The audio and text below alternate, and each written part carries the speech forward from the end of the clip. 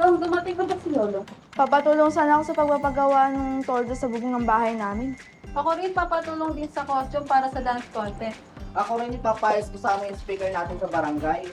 Pagawa ko sana yung stage sa video okay ko.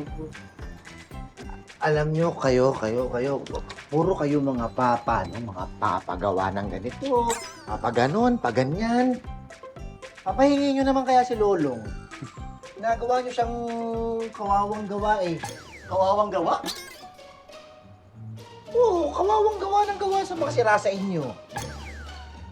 Alam mo, binabayaran namin sa Badong. Kaso, sa tumatanggi. Binabayaran nyo ba? O, edi ako na lang. Kaya ko naman gawin yun eh. Ako na lang. Huwag na, di ka nga marunong eh. Tsaka si Lolong kailangan namin, di naman ikaw. Kamusta na kaya si Lolong? Sana naman walang mangyaring masama kay Lolong. O, edi kung sakaling may mangyaring masama, dito naman ako. Pwede ko naman gawin yun. Diba? Babayaran nyo pala eh. Ay nako, baka masira lang gamit namin sa'yo. Tara na. Yaman mo eh. Makapagsalita naman ito mga Marunong akong gumawa, no?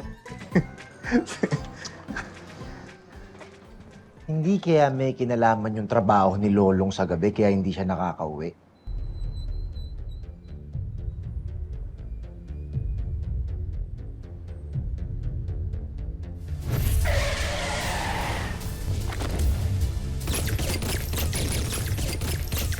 Case po.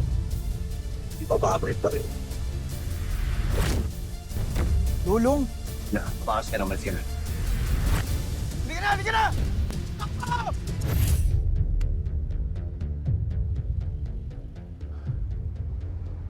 Tama ka. Yung tama. May alam ka ba? Huh? Depende kung anong gusto mo malaman.